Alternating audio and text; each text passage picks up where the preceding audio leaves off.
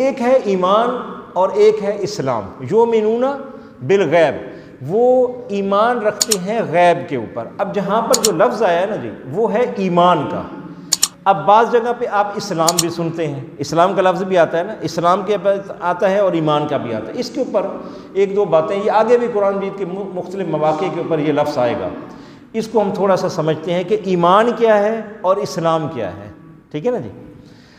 ایمان کا تعلق دل کی کیفیت کے ساتھ ہے، اور اسلام کا مطلب ہے اس کا اظہار عمل بالجوارح، یعنی اس کے اوپر جو آپ اظہار کرتے ہیں اس کو اسلام کہتے ہیں۔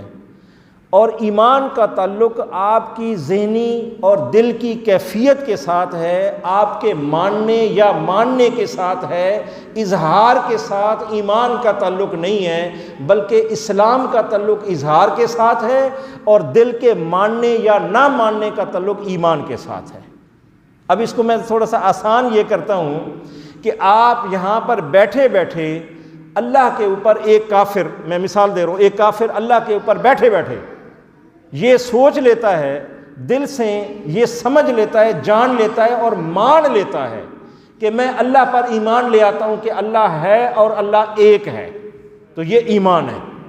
ابھی دیکھیں نا، بندہ بیٹھا ہے، اس نے کوئی عمل نہیں کیا، حرکت نہیں کی، بس صرف بیٹھے بیٹھے اس نے اپنے سوچ کو تبدیل کیا، دل کے اندر جو ارادہ تھا اس کو بدلا، وہ شرک سے باز آ کے اس نے یہ سوچا کہ اللہ ایک ہے اور اللہ موجود ہے، اور نبیوں کے اوپر اس نے اپنا ایمان دل کے اندر بیٹھے بیٹھے لے آیا، تو وہ مومن ہو گیا۔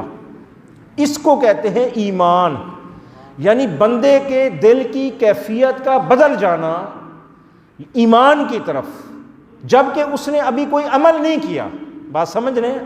عمل نہیں کیا، تو اس کیفیت کا نام ہے ایمان، اور اس کا تعلق دل کے ساتھ ہوتا ہے۔ زبان کے ساتھ ایک چیز کا اقرار کرنا اور دل کے ساتھ اس چیز کی تصدیق کرنا۔ اب یہ جو دل کے ساتھ آپ تصدیق کر رہے ہیں یہ ایمان ہے، اس میں عمل تو نہیں ہے نا، اس میں نہ آپ اپنے ہاتھ ہلا رہے ہیں، نہ پاؤں ہلا رہے ہیں، نہ آنکھ ہلا رہے ہیں، ایک کیفیت ہے۔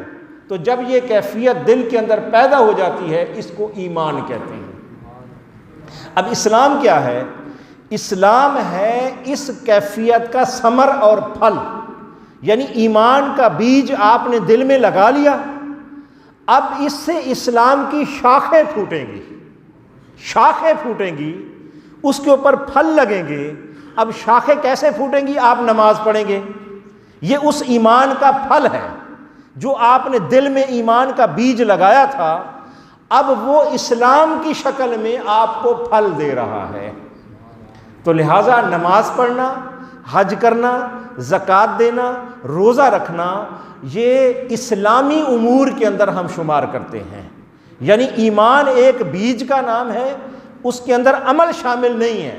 یہی وجہ ہے کہ جب آپ جو دعا پڑھتے ہیں ہم میت کے اوپر، اللہم اغفر لحینا و میتنا و شاہدنا و غائبنا و صغیرنا و کبیرنا و ذکرنا و انثانا، اللہم من احییتہ منا فاحیی علی الاسلام و من توفیتہ منا فتوفہ علی الایمان۔ وہاں پر لفظ ایمان آیا ہے، اسلام نہیں آیا، بات کو سمجھیں۔ وَمَن تَوَفَّيْتُ مِنَّا، جس کو تو ہم میں سے فوت کرے اس کو ایمان کے اوپر فوت کر۔ وہاں پر لفظ ایمان ہے، وہاں پر لفظ اسلام نہیں ہے۔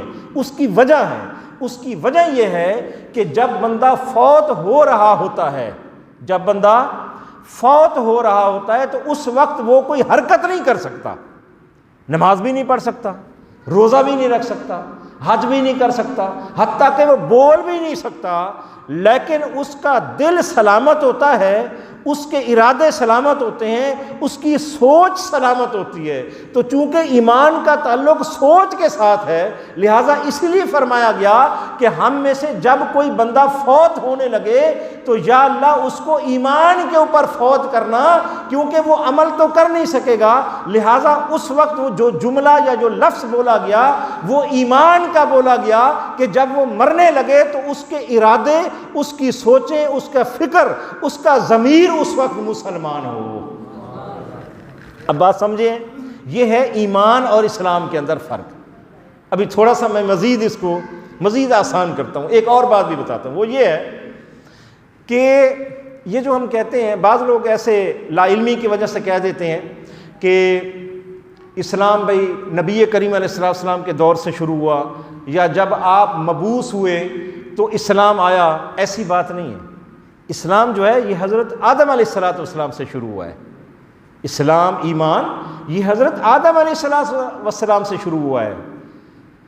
اس کے اندر تبدیلیاں روز مرہ زندگی گزارنے کے طریقے مختلف ہوتے رہے ہیں، لیکن جو بنیادی چیزیں تھیں وہ حضرت آدم کے پاس بھی وہی تھیں جو حضرت ابراہیم کے پاس تھی، اور ان کے پاس بھی وہی چیزیں تھیں جو موسیٰ کے پاس تھیں، اور جو حضرت موسیٰ سلام اللہ علیہ کے پاس تھی وہی چیزیں حضرت عیسیٰ کے پاس، اور وہی چیزیں ٹرانسفر ہوتے ہوئے نبی مصطفیٰ علیہ السلام تک جو چیزیں آئیں وہ وہی اسلام تھا جو روز ازل سے اللہ تعالیٰ نے حضرت آدم کو عطا کیا تھا.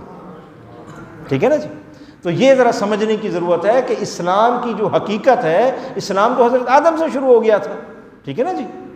تو یہ بنیادی چیزیں جو اسلام کی تھیں یہ شروع سے ہیں. مثلا اللہ ایک ہے، یہ تو شروع سے ہے، اس کے اوپر ایمان لانا. حضرت آدم کے دور میں بھی یہی تھا، حضرت ابراہیم کے دور میں یہی تھا، حضرت موسیٰ کے دور میں بھی یہی تھا. اس کے اندر تو کوئی تبدیلی نہیں. فرشتوں پر ایمان لانا ہے، کتابوں پر ایمان لانا ہے، آخرت پر ایمان، یہ ساری چیزیں وہ تھی. اب اسلام کا مطلب ہے کہ زندگی گزارنے کا طریقہ اور سلیقہ، وہ انداز جو نبی بتائے، اس کے اندر کچھ تبدیلیاں ہوتی رہیں. اب میری بات کو سمجھے، ذرا ذہن کو وسیع کریں. ٹھیک ہے نا؟ یعنی اس کو دوسرے لفظوں میں ہم شریعت بھی کہتے ہیں. شریعت عیسوی، شریعت موسوی. اور شریعت کس کو کہتے ہیں؟ شریعت کہتے ہیں کسی مسلمان مومن کا روز مرہ کی زندگی گزارنے کا طریقہ، بس اسی کو شریعت کہتے ہیں. اب وہ شریعت موسوی تھی، شریعت عیسی بھی تھی، اور پھر اس کے بعد شریعت محمدیہ آ گئی کہ زندگی گزارنے کا روز مرہ کا آپ کا طریقہ کیسے ہونا چاہیے، اس کو شریعت کہتے ہیں. بنیاد وہی رہی. ٹھیک ہے جی؟ اس کے اندر بعد میں کچھ چیزیں ایسی جو تبدیل. دیکھیں اسلام جو ہے وہ دو چیزوں کے اوپر ہے.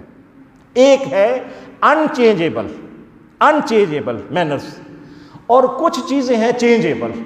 یعنی کچھ چیزیں ایسی ہیں جو چینج ہوتی رہیں اور اب بھی ہو سکتی ہیں، اور کچھ چیزیں ایسی ہیں جو شروع سے اب تک ایک جیسی ہی رہی ہیں اور وہ تبدیل نہیں ہو سکتی، انچینجیبل ہیں.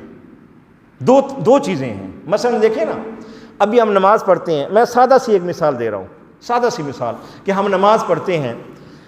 نماز کے اندر جو وقت ہم متعین کرتے ہیں کہ جی ظہر کی جماعت ہماری اس ٹائم میں ہوگی، عصر کی اس ٹائم میں ہوگی، یہ جو وقت کا تعین ہے یہ چینجیبل ہے، یہ تبدیل کر سکتے ہیں. آپ اس کو 5 بھی کرتے ہیں، 5:30 بھی کرتے ہیں، 5:45 بھی کر لیں، 6 بھی پڑھ لیں، آپ عصر کی نماز پڑھ رہے ہیں. یعنی یہ جو وقت کا تعین ہے یہ چینج ہے، یہ چینجیبل ہے. ٹھیک ہے نا؟ اسی طرح آپ کے لباس کا انداز ہے، یہ چینجیبل ہے، یہ چینج ہوتا رہے گا. یہ جیسے جیسے زمانہ آگے چلے گا آپ کے انداز، آپ کی ٹوپیاں، آپ کے جبے، آپ کے جوتے، آپ کے انداز تبدیل ہوتے رہیں گے، اور ان کو تبدیل ہونا چاہیے. کیوں؟ کہ یہ اسلام کی خوبصورتی ہے اس کے اندر. اگر آپ چینج کو قبول نہیں کریں گے تو آپ پیچھے رہ جائیں گے. جس طرح کے عیسائی رہ گئے، ان کے اندر رہبانیت آ گئی کہ انہوں نے اپنی چیزوں کو فکس کر لیا کہ بس یہی چیز ہے، اس کے علاوہ نہ چیز داخل ہو سکتی ہے نہ نکل سکتی ہے. یعنی وہ چیزیں جو چینجیبل ہیں وہ چینج ہو سکتی ہیں وقت کے تقاضوں کے ساتھ.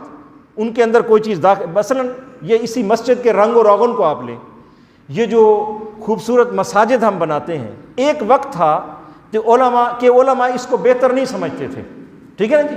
اچھا نہیں سمجھتے تھے کہ جی یہ نہیں ہونا چاہیے، یہ اس طرح کے پھول بوٹے جو ہم بناتے ہیں یہ علماء نے کسی دور میں منع کیا تھا. ان کی وجہ کیا تھی؟ انہوں نے یہ بتایا کہ اس لیے کہ جب نمازی نماز پڑھنے کے لیے آتا ہے تو وہ ان بیل بوٹوں کے اندر کہیں کھو نہ جائے. یعنی اس کا جو ذہن ہے یا اللہ کے ساتھ جو اس کا تعلق ہے، اس کے درمیان میں یہ مسجد کی زیب و زینت اور خوبصورتی آڑے نہ آ جائے، کہ وہ بجائے ادھر سوچ کرنے کے بس مسجد کی دیواروں کو ہی دیکھتا رہے کہ جناب بہت خوبصورت بوٹا ہے، پھول ہے، یہ رنگ ہے، یہ انداز ہے، وہ اس میں کھو نہ جائے۔ ان کی بات اپنے طور پر ٹھیک تھی، نیت تو ان کی بھی ٹھیک تھی، بعد میں دور بدلا، وقت بدلا، اب آپ کے سامنے ہے، یہ بھی جائز ہے وہ بھی جائز ہے، تو یہ چینجیبل چیزیں ہیں۔ تو کچھ چیزیں چینجیبل ہوتی ہیں اور ان کو قبول کرنا چاہیے۔ ہمارے رویے بھی، یہ بھی چینجیبل ہیں، یہ تبدیل ہوتے ہیں، یہ تبدیل ہوتے ہیں، اور اس تبدیلی کو قبول کرنا چاہیے۔ جو بندہ تبدیلی کو قبول نہیں کرتا وہ بہت پیچھے رہ جاتا ہے، وہ ناکام ہو جاتا ہے اور بعض اوقات گمراہ ہو جاتا ہے، اور اس تبدیلی کے مطابق اپنے فیصلے لینے چاہیے۔ تو بہرحال بات الذین یؤمنون بالغیب سے ہماری چلی تھی کہ وہ غیب کے اوپر، اور پھر میں نے بتایا ایمان اور اسلام کیا ہے۔ تو